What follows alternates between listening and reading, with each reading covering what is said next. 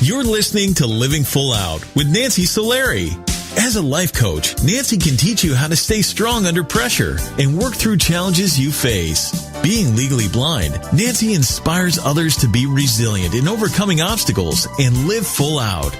You can ask Nancy for advice in your life on relationships, finance, business, health, and more. Just call in at 800-333-0001. Once again, that's 800-333-0001. Now, here's Nancy.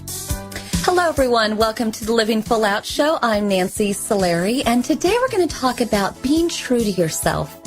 And that's tough because sometimes we're challenged by other people's beliefs, by feeling as though we have to check certain boxes in life, even though we may feel we're not ready, or maybe we want a different box than what everybody else thinks. But being true to yourself, it's really a quest through life that we try to strive for. So we're going to be talking about that today, and I encourage you to call in at 800-333-0001 if you're struggling with a place in your life where you're not sure. Should you go right? Should you go left? Do you go forward? How do you make those decisions? How do you be true to yourself and knowing what you should do? How you should approach life. And that's what we're going to talk about today. Also, we're going to have our inspirational guest coming up at our next segment, Jerron Herman. And he is fascinating. You guys are going to love his story. Born with cerebral palsy, but yet he went on to be a dancer of all things. Everybody said that he would never be able to dress himself or do anything like that. And here he is just living his dream. So you don't want to miss that. Also, we want to hear from you. If you have any questions on today's show, please reach out to us at connect@livingfullout.com because we want to make sure that you get the resources that you need to stay empowered, to stay motivated. And most of all, even I like to listen to motivational songs or podcasts, and I want you to know that you can go to livingfullout.com to hear today's show again or any of our episodes. It's all about just that constant reinforcement, that positivity. And what I love about this show is a lot of times we hear from callers and what they're struggling with, or we hear about how inspirational guests overcame a challenge or a disability in their life. And trust me, I sit here every day in this chair and I'm just overwhelmed with the amount of people that are resilient and yet focused on really living a life full out. And by doing that, they're being true to themselves. So it's really thinking about where in your life you'd like to overcome that hurdle, overcome that challenge. That's what we're focusing on today. So I'm getting word from our producer that we do have a caller in the line. We're going to go say hello to them. Hi, welcome to the Living Full Out Show. Hello. Hi, welcome. Thank you for calling in. How can we help you? Well, I'm the youngest of three, and I find that a lot of the time my siblings gang up on me, and I want to know how to not let it affect me. You know what? I'm the youngest of three, so I hear you, right? That's sometimes a tough place to be. You get all the hand-me-downs, and everybody's done everything first. But what is it that they say or do that affects you so much? Is it that they pick at you, or is it they bully you, or do they just not believe in you? Mainly it's that they call me a princess, and they think that I get my way all the time, even though I don't. Well, take this in the best way. In my family, my middle sister is our princess. So, princess is not a bad thing. And actually, being someone who has a certain standard, a certain way of being. See, today we're talking about being true to yourself. And I would guess, because of your confidence and the fact that you're even calling in about this, I would actually take that as a credit to you, not a negative. So you're someone that's confident. I bet your siblings, they will never tell you this, but I bet there's a part of that they wish they had that same confidence. Because I do. I look at my middle sister, who's our princess of our family, and she just has a certain way about her and certain expectations. And I personally admire that very much. Now, at the same time, consider the fact that the whole journey of life is meant for us to develop, to personally develop and become the best version of ourselves we can be. And if somebody says that you're a princess, but you say, I don't want to be a princess. That's not who I am. I'm a fighter, or I'm not a fighter. I'm a team player, or I'm a leader. The great thing is you can change the narrative of how people see you at any time. So if they see you as a princess, but you don't want to be that, you don't want that label, then you have to figure out, who do you want them to see you as? And then be more of that. So let's say you wanted them to see you as a leader, not a princess, although actually they both have very confident qualities, just in different ways. Mm-hmm. Then you might look at, okay, if I want them to see me as a leader, but not a princess, in what way can I be more assertive, more confident, more courageous? Right? Okay. Yes. And then the thing is your siblings are the ones shining the light on this for you. But you also want to question how many other people might see you like that. Or how do other people see you? Maybe you turn to friends in your life and say, I'm just curious, how do you see me? If you were to describe me in any way, how do you see me? And see how many people say princess. See how many people say leader. Maybe somebody would say you're mother-like. Who knows? Okay. So I wouldn't look at it as a negative. I would look at it as a good, useful amount of information to evolve, to be who you want to be. You see that? Yes. Thank you. Awesome. Well, and for today, be a princess, because I think it's great. I would not be ashamed of it. All right? Okay. Have a wonderful day. Thank you so much for calling in. You too. Bye. Take care. Bye-bye. Oh, man, I need a crown. I want to be a princess on certain days, but some days I'm the jester. Some days, actually, my family even said sometimes I'm like the dog of the family, the puppy, the lovable puppy. So, I don't know. Family will always tell you how they really feel. But we're going to go back to the phone lines now and check in with another caller. Hello, welcome to the Living Full Out show. Hi, welcome to the show. Hi, thank you for calling in. How can I help you? I just wanted to ask a question about workout-wise. Sure. So if I were to work out every single day, but if I wanted to have one piece of cake, is it common for me to feel guilty about having a sweet after working out? Well, only you know that. And here's why I say that, is because only you know if you are going to consider that as a reward or a punishment. So think about it. In life, you can always go through life and look at a glass half full or half empty, right? In this way, right. If you eat that treat, are you going to look at it and punish yourself for eating that treat over and over again? Or are you going to eat that treat and say, you know what? I deserve this. How would you look at it? I would like to reward myself after working hard. Well, then why don't you? That would be the best option. Now, is it possible? But at the same time, if I felt like I was gaining weight, is that still the same? Well, so here's the thing. So maybe you have one donut, you don't have a whole box of donuts, right? Maybe you have, if you go and buy a candy bar, let's say some Twix, maybe you have just one Twix and give the other one away to a friend, right? Maybe if you go to the movie theater, looking at it. Yeah, maybe if you go to the movie theater, you get a kid-sized popcorn, not a large, right? So it's just about quantifying that treat. But I think you do deserve it. And here's what you know this already, is that when we crave something, if we don't allow ourselves to have it, the craving gets bigger and bigger and bigger. And that's when you do eat the whole box of donuts. Yeah. So here's what I propose. What treat are you just salivating for? Like, what do you want? What's the treat that you're going to give yourself today? Definitely a donut. There you go. And as soon as we get off the phone, I want you to make a plan, go get that donut, But think about, this is your one donut, right? For a little while, because you're not going to have a donut tomorrow. You're not going to have a donut the next day. So make sure it's a really good donut. Okay? Right. And apply that to anything in life. Have it be a really good blank, whatever it is. Okay? But thank you so much for calling in. Thank you. You're welcome. So again, part of being true to ourselves is finding out, who are we? Are we a princess? Are we courageous? Are we a leader? Being true to ourselves is, do we allow ourselves to have a donut, or do we restrict ourselves? It's all that journey. It's figuring out, what do we want from life? What do we deserve?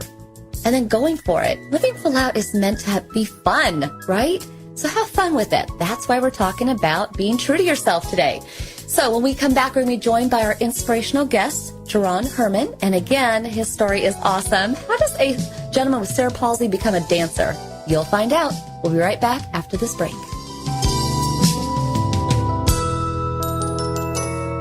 Dad, this is fun. I didn't think I'd like kayaking. Well, I'm glad you enjoyed it, but I think it's time to head back in. Okay. Can we come back? Sure. Tomorrow? Let's check with Mom. Hey, be careful getting out of the boat. It's a kayak, Dad. I'm going to return the kayak. Just make sure you have everything. Yep. Can we walk home? How about a taxi? 233 North Maple, please. It's a short fare from your neighborhood to your naturehood. Visit discovertheforest.org to find a neighborhood park or green space near you. Also, find fun activities to do like boating and biking or camping and hiking, plus much more. It's all right in your naturehood. Best day ever. A public service announcement brought to you by the Ad Council and the U.S. Forest Service. Don't you wish that getting your child to eat right, move more, and spend less time in front of a screen could be as easy as pushing a button? It might not be that simple, but you do have more power than you know. And you can maximize that power with proven strategies, tips, and tools from the National Institutes of Health's We Can, or Ways to Enhance Children's Activity and Nutrition program. We Can offers all kinds of resources, including fun recipes and activities the family can do together to show you the way to live a healthier lifestyle. We're not saying it's easy. We are saying that it can be done. Take the first step today. Call 1-866-359-3226 for a free We Can Parents Handbook. And be sure to visit the We Can website at wecan.nhlbi.nih.gov for free information too. A message from the U.S. Department of Health and Human Services. Today, my new dad and I shot off a rocket in the park. Today, my new son and I failed to shoot off a rocket. He knew exactly what to do. It's not work. I had no clue what I was doing. We set up the rocket. Hit ignition. And then nothing. Sometimes I laugh when I'm frustrated. Then out of nowhere, the rocket launched into the air. The rocket did get into the air. I've never seen anything fly so high. And then crashed into a kite. Look out! Look out! And then the pond. I'll never forget that day. I'll never forget that day, even if I tried. You don't have to be perfect to be a perfect parent. Thousands of kids in foster care will take you just as you are. For more information on how you can adopt, visit adoptuskids.org. A public service announcement from the U.S. Department of Health and Human Services, Adopt U.S. Kids, and the Ad Council. When I was little, I didn't talk for a long time. I liked things to always be the same. Anything new or different would scare and upset me. I was very sensitive to lights and sounds. It was almost like I had bigger eyes and ears than everyone else. So I built secret hiding places where nothing could get in.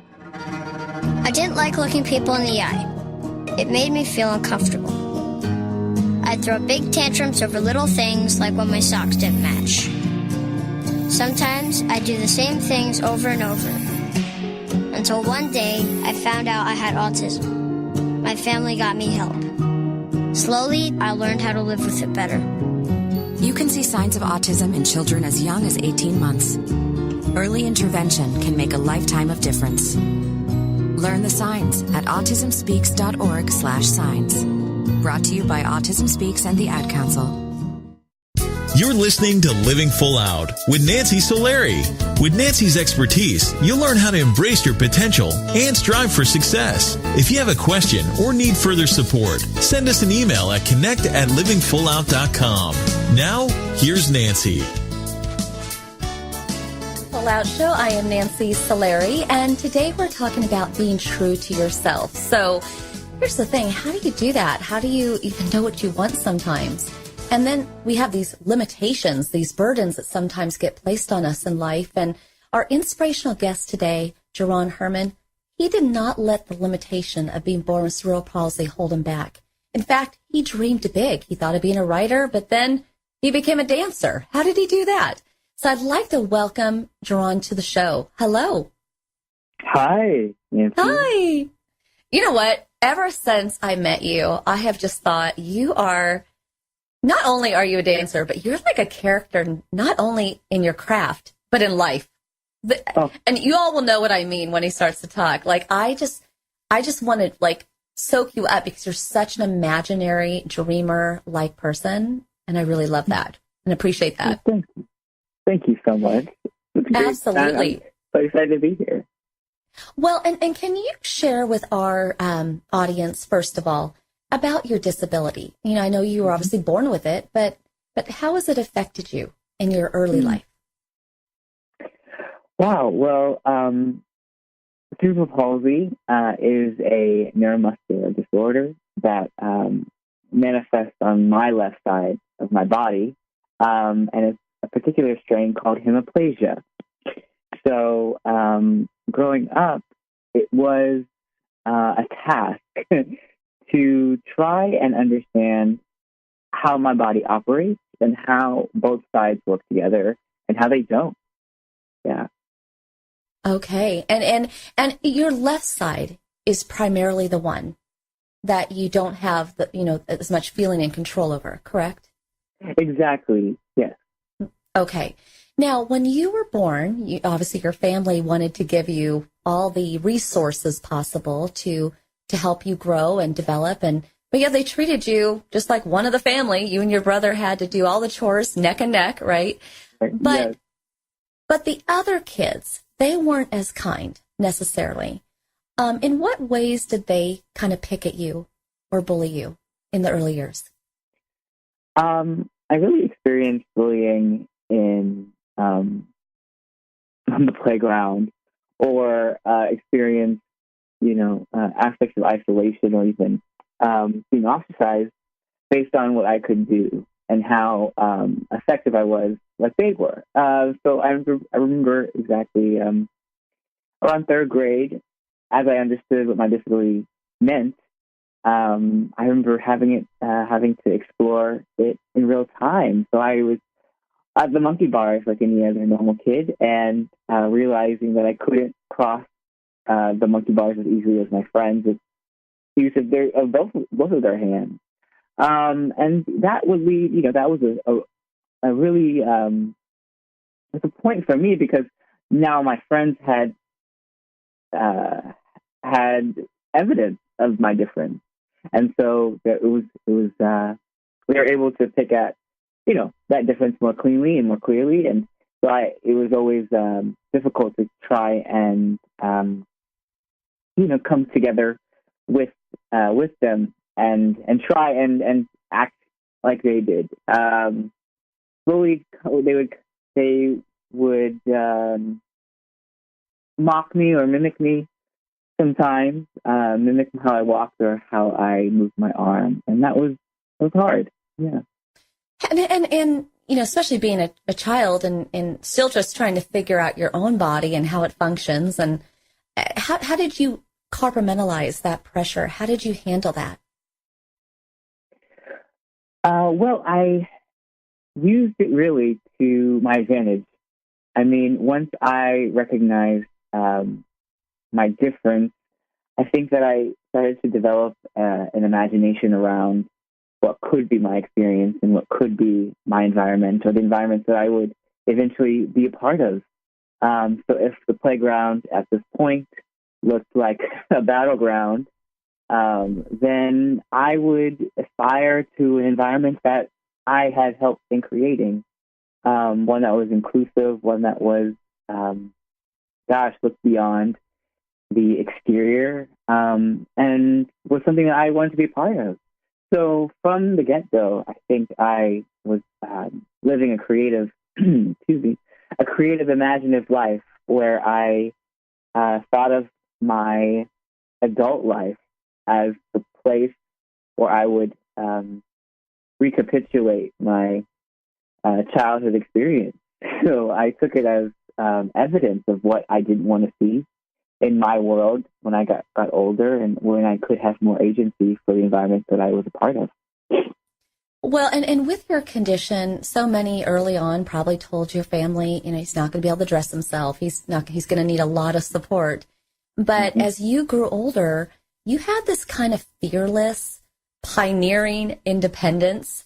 And I love that you wanted to take your disability, but yet, really enhance it and make it like a part of you in a positive way. Where did that maturity come from? I do attribute a lot of it to my parents never pigeonholing me into a certain kind of look or feel of a disabled person. Of course, like you said, chores were normal, and I never had to compensate or overcompensate. But in general, I think that art really just propelled me to even think outside the box. Regardless of my disability, I was really interested in storytelling and creating story and creating environments that would, be counter to what my daily experience was. So I think that's where the maturity came from, and this understanding that there was a precedent for people like me to create and to inhabit and just do different. Yeah. Well, and what are your teachers? Didn't they encourage you to be a writer? Because, in writing, you could do that despite your disability, right? Yes, exactly. Particularly my third grade teacher, Mrs. Andrews, was the one who had first inspired me to even consider an artistic career. And that was through writing. And I hadn't really thought about this until I got older. But I think that writing for the stage or for television or film was a way that I could participate in the arts without having to physically be present. And that was a little bit even more appetitive because... and I imagine the writing is what kind of gave you hope, right? Hope that you could still be successful, despite, wherever your body might take you in terms of challenges. Now, I want you to stay with us, Jerron, because we are going to go to a commercial break, but this is really where the story, jumps up a level in terms of even inspiring me. I love it. So stay with us. When we come back, we'll be picking up this interview. And it's all about being true to yourself today. And I want everybody to think about, just as he had to take his walk and figure out what fired him up, what his passions were, over the course of the show, you want to figure out what are yours. And so we'll be coming right back, picking up the interview. This is the Living Full Out Show. I'm Nancy Solari. Stay tuned.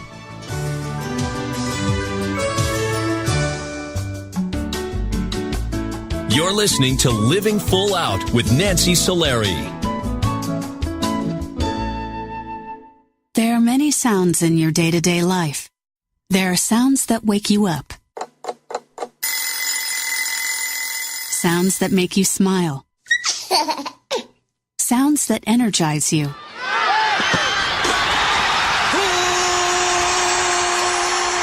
And sounds that help you relax. But there are some sounds that can alert you to danger and can help save lives. Wireless emergency alerts, now on many mobile devices, use a unique sound and vibration to bring you information about severe weather events, Amber Alerts, or other emergencies in your area. With critical information from local sources you know and trust, you can be in the know, wherever you are. For more information, visit ready.gov/alerts. Brought to you by FEMA and the Ad Council. Keyboard Cat, Hamilton the Pug, and Toast Meets World. These are some of the internet's most beloved pets. With millions of YouTube views, shares, Instagram likes, followers, and fans across the globe. But what do all these amazing pets have in common? Their stories started in a shelter. Start your story. Adopt a dog or cat today. Visit theshelterpetproject.org to find a shelter or adoptable pets near you. Training that pet to play the keyboard? Well, that's entirely up to you. Visit theshelterpetproject.org and hear more about Hamilton the Pug, Toast, and Keyboard Cat's amazing adoption stories. Start a story. Adopt a shelter or rescue pet today.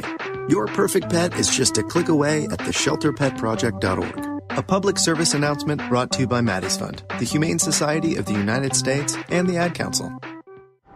As an 18-year-old, I let my mistakes kind of take over my life. I was 0.5 credits away from completing high school, and I didn't do it. 10 years later, at age 28, Jackie finished her high school diploma. When I found out that I was pregnant, I know that I had to do something for myself if I wanted to make her a better person and provide a better life for her. My family never stopped pushing for me to be better because they knew what I could become and who I could become as a person. My support team is amazing. The educational director, my sister, and even my 7-year-old daughter has just been more than the support that I could ask for. I've been given an opportunity, and I'm just thankful for it. No one gets a diploma alone. If you're thinking of finishing your high school diploma, you have help. Find free adult education classes near you at finishyourdiploma.org. That's finishyourdiploma.org. Brought to you by the Dollar General Literacy Foundation and the Ad Council. What if I could tell you that a full-blown wildfire was going to occur tomorrow right where you live? Tell you exactly which neighborhoods it would engulf and how fast it would do it. The first thing you would do is talk with your loved ones and make a plan today. It's true, I can't tell you a wildfire will strike tomorrow, but shouldn't you make a plan anyway? Go to ready.gov/communicate and make your emergency plan today. Don't wait. Communicate. Brought to you by FEMA and the Ad Council.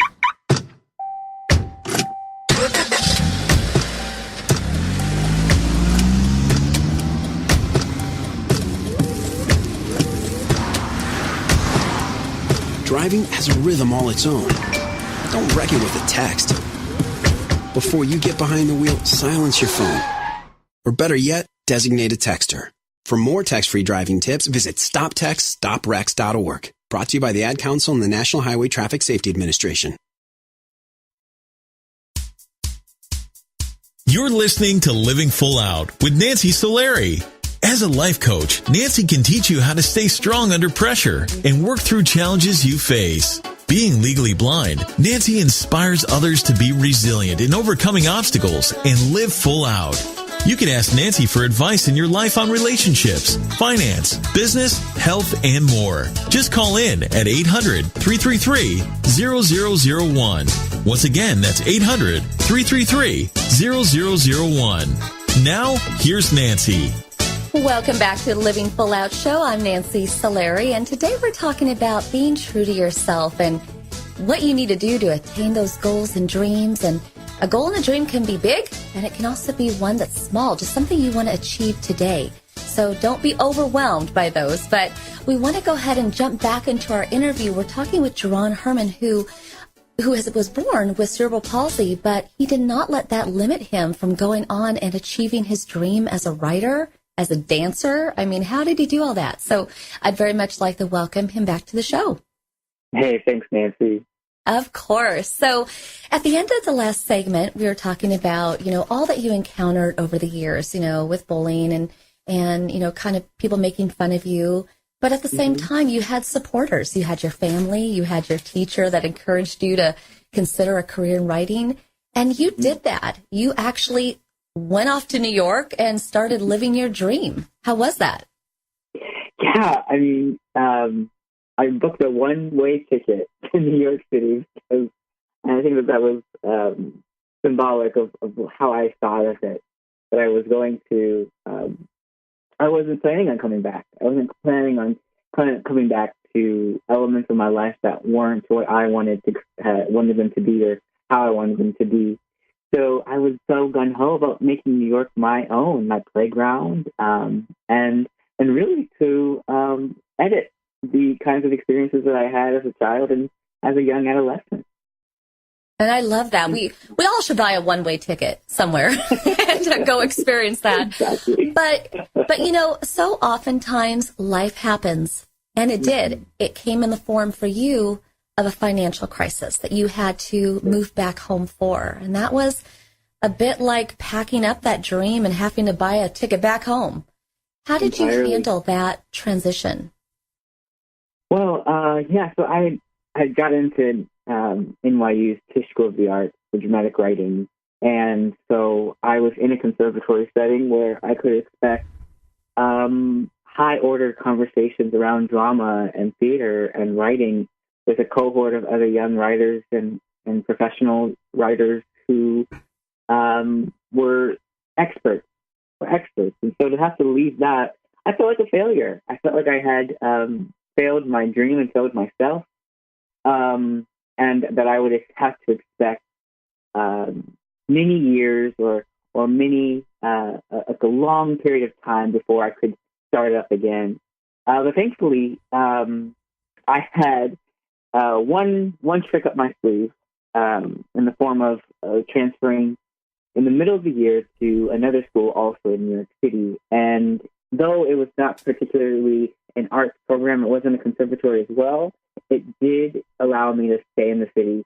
And unbeknownst to me, it even gave me a critical classical liberal arts education that I didn't know as an artist I would also be feeding into. So it was, to say the least, a blessing in disguise to be able to go back to New York the following semester, pretty much no time in between. There was the winter break. And I went, transferred to the King's College, and that's where I graduated. And actually, this past year was just named one of their Alumni of the Year.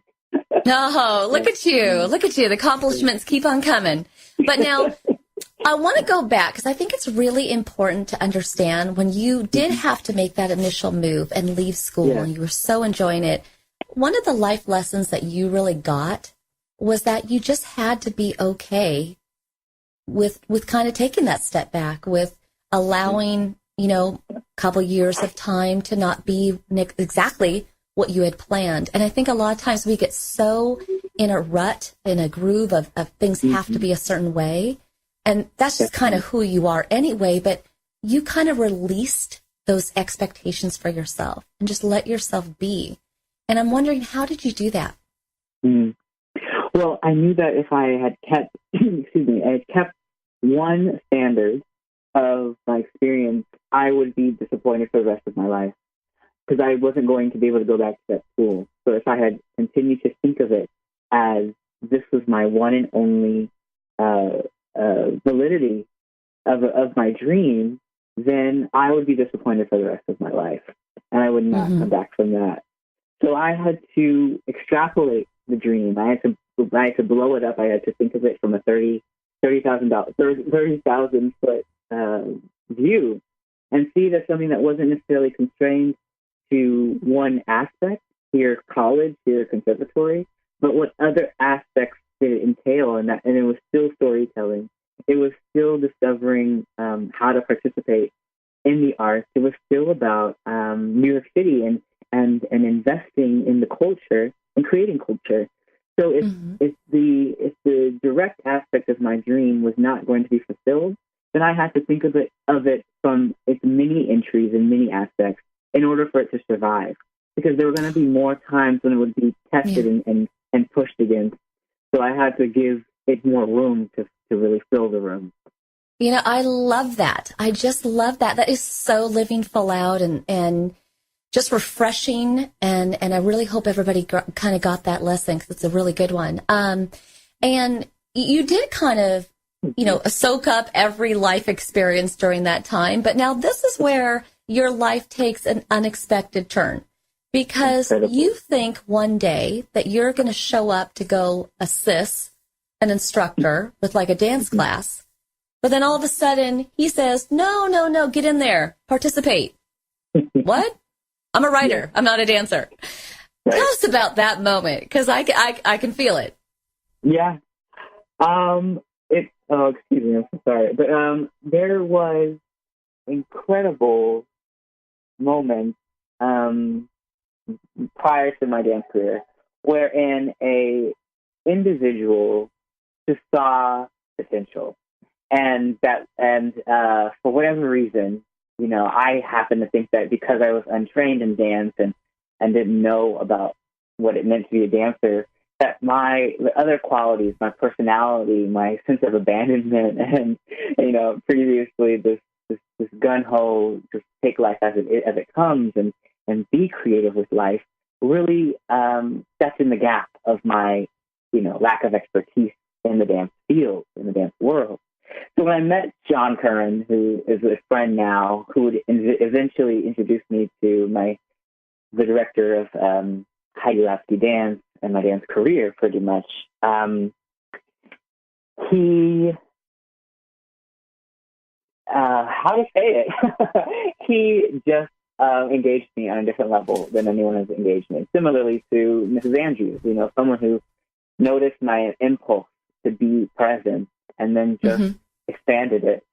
So, he kind of harassed me the week that I met him. Monday through, you know, Wednesday, if you will, taught me about dance history and just talked to me about just very basic things. But by Thursday, was giving me a ringing phone with Heidi Lasky's manager on the other line and brokered an audition for me the following week. And by the following week, I was in a studio auditioning for the first time. And following that audition, I had joined a dance company. Which is so amazing, John, because, I mean, you know, you have cerebral palsy. You know, you can't control your left side. And for so many, they might think, you know, they look at dancers with poise and precision, and they know they make every move an accurate move. But there's no way you could make it completely an accurate move in every way. So, was that scary? Yeah, that was the funniest thing, that I had already, these people who had come from a dance lineage in the modern dance world where different bodies were valued, people who were quirky and different are different colors for the canvas. They're not seen as other or lacking or outside of the realm of dance. You know, it's about seeing the person in front of you, and that's what they had always espoused from the beginning. So I wasn't fearful of being outside of their realm. Well, and I just think it's fantastic that you've been able to now have a successful, you know, dancing career for years, and it doesn't look like it's stopping. And the great thing is where before you thought that you had to turn to only writing because, you know, maybe your body, your disability, you thought you couldn't incorporate that in. And now here you are dancing, you know, and the disability is actually a positive. It enhances your ability to do your craft, which I think is great. Yeah. So I really want to thank you today for being on the show because, again, I think you serve as a great example for how, you know, when we think we have a limitation or a disability or a scar or a flaw, you can take all that and you can make it a beautiful positive, just like you did. Thank you. And yes, so I want to live. Yeah. I want to live full out always. and you definitely are. And so everybody definitely check him out online. I mean, you're just, like I said, you're a character inside and out as you dance, but also just in your motivation. So thank you very much for being on today's show. Well, it's just my pleasure. Thank you. Yeah, thank you so much. And as everybody kind of thinks further today about being true to themselves, you know, and again, where is that limitation? Where is that block? Where is that struggle? You know, what are people telling you in terms of you can't do something or it won't work out? If you look at John's story, or if you look at someone in your life that you admire who is true to themselves, it's about figuring out, how did they do that? How did they stay on a path to achieve that dream? And what I encourage you to do is ask them. The most interesting thing that I've learned in time is when I see people in my life that are doing something really well, I cheer them on, but I ask them, how do you stay so dedicated, so determined, so focused? And just one little nugget of inspiration can just turn your head a certain direction or lead you down a path that you needed to go on. So I encourage you today to recognize in your life, where are people being true to themselves, and interview them. Find out, how do they do that? Now, when we come back after this break, we're going to be taking your calls. Again, that's 800-333-0001. And no questions too big or too small. It's all about getting over that hump, being true to yourself, figuring out what you want and going for it. That's what it means to live full out. So I'm Nancy Solari. This is the Living Full Out Show. Stay with us. We'll be back.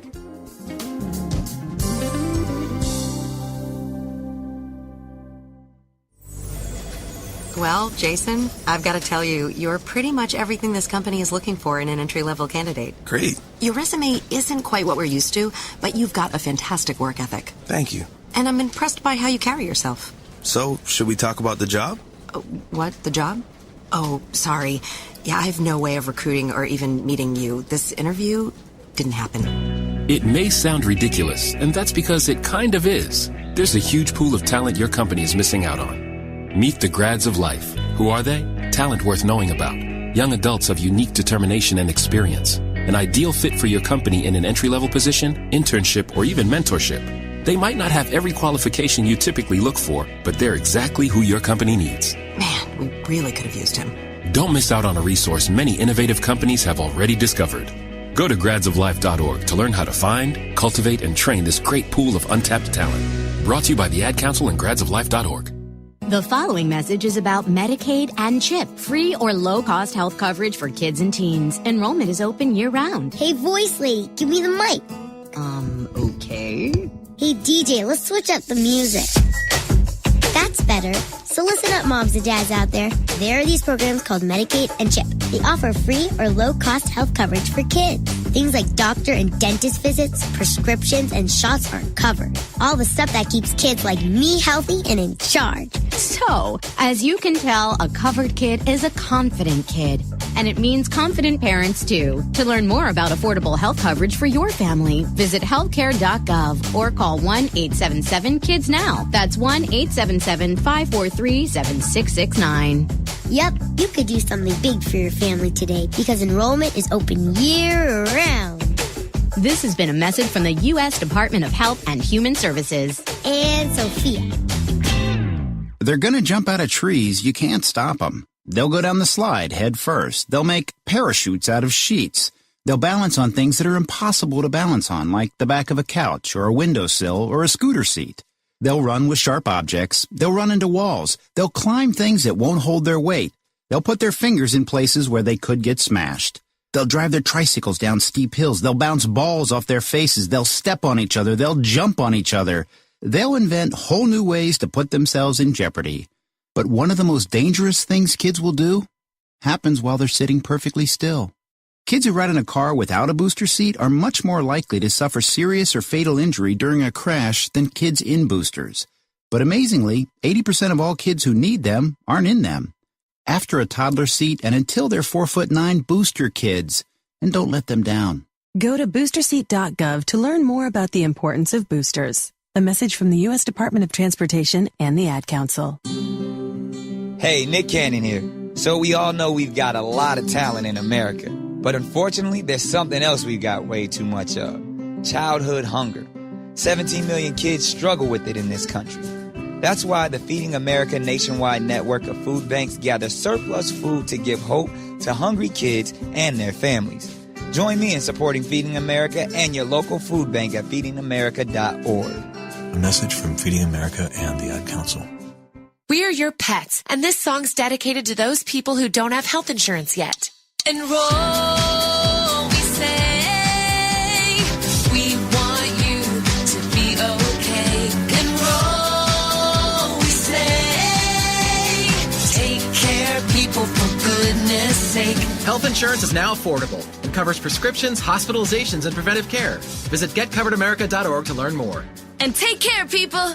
Brought to you by Get Covered America and the Ad Council.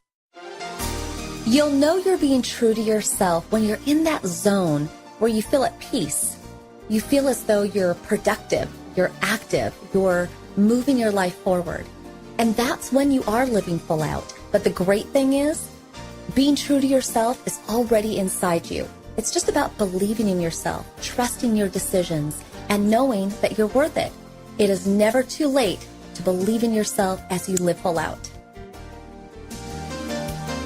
You're listening to Living Full Out with Nancy Solari. Nancy is here as a guide to show you how to rise above obstacles and savor each moment. If you have a question, call in live at 800-333-0001. That's 800-333-0001. And now, here's Nancy. All right, here we are, final segment of the show. And, the thing is when I think of being true to myself, it's really about integrity. It's when you are by yourself at home and you want to be that person that you want everybody to see you as. You got to be that same person behind closed doors when no one else is there. So I want you to think about that, because as you put yourself out there and you want to be a certain career professional or a certain friend, certain partner or lover, whoever you're with, you want to be that same person when you're by yourself. And it's having that integrity will allow you to more easily attain being true to yourself. And it's also about being honest. And sometimes when we're honest, we have to confront what's not working. And sometimes what irritates us, frustrates us, makes us anxious. And again, to some, that might feel like you're projecting a burden or being a flaw or anything like that, but it's really not. Remember that when you're true to yourself, you're transparent, you're vulnerable, you're letting people in, and you're saying, I'm not perfect, but, I'd really like to be this way. I'm 30 pounds overweight, but I'd like not to be, and this is what I'm doing. And being honest about if you eat a cheeseburger or you have a donut, or if you want a certain career, being honest with the people in your life as to what you might need to do in terms of the boundaries you might need to put up to become that person, to protect yourself from being able to go down the path that you want and not be distracted. So there's so much that actually goes into being true to yourself that, again, we encourage you always to call in and get the support that you need. In fact, we have a caller that's calling in now. Hello, welcome to the Living Full Out Show. Hi, thank you. Hi, thank you for calling in. How can we help you today?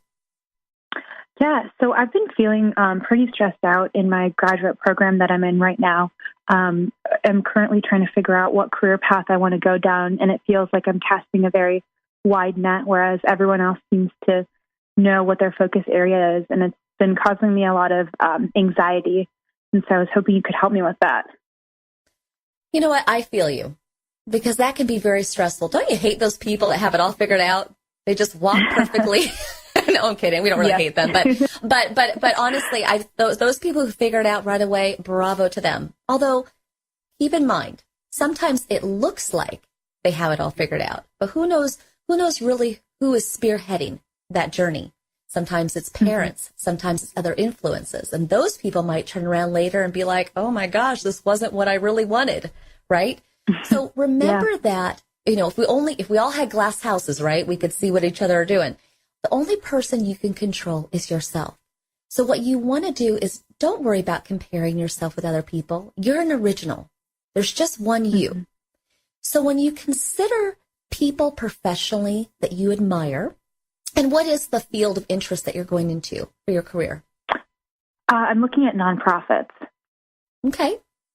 So what you want to consider is what are some of the nonprofits, maybe the organizations themselves, that intrigue you, but go even beyond that. Who are some of the leaders or the team players in those organizations that you respect? There's an opportunity there for you to connect with them on LinkedIn, pick up the phone, give them a call, send them an email, say, I'd love to chat with you on the phone, or could I come by the office and shadow you for a day? or, could I buy you coffee? And just ask them to share with you. How did they get to where they are? Did they have moments of indecision? And I think they're going to respect you for that. I think you're going to get a lot of clarity as to the different avenues that they went down and the decisions they made. Have you considered doing that? Yeah, that's actually a really great idea. I've done a little bit of that, but I think I could definitely do more and talk to more people to get a better understanding of their journeys to where they are and why they picked the avenue that they did. Exactly. So you know how like you're saying that you cast a wide net? Take that net, but now apply it to networking. Cast a large net of networking. Come up with a list of 50 organizations. Come up with 25 people that you want to talk to on the phone or meet. I mean, go big, right? Yeah. And I promise you, after you talk to those folks, you're going to get some clarity. And you might get a job. Might get an internship, right? So when everybody else is just going through the motions, going to class, and they're zoomed in on who they're going to be, they're not doing the busy work. They're not making the same networking contacts that you'll be doing as you figure out your journey. Yeah. So I think you're going to do great. Yeah. Then let us know how it goes. But thank you so much for calling in. Yeah, thank you. All right. Well, and everybody, I want to thank you all for listening today. And remember, it's all about being true to yourself. And it's not a walk in the park. It's not something that you necessarily figure out in a snap. Life is meant to be lived. It's a journey. So don't rush it. Figure out what's your favorite meal. The perfect relationship. What does that look like? The ideal career, what does that look like? And just know that every step you take is getting you closer and closer to being true to yourself. I want to thank everybody for listening. Our entire Living Full Out family is here dedicated to you each week. And next week, we'll be back with more interviews, keeping you motivated. Most importantly, I'm wishing you all a great day. Here's to you living your life full out. I'm Nancy Solari, and we will see you next week. Take care.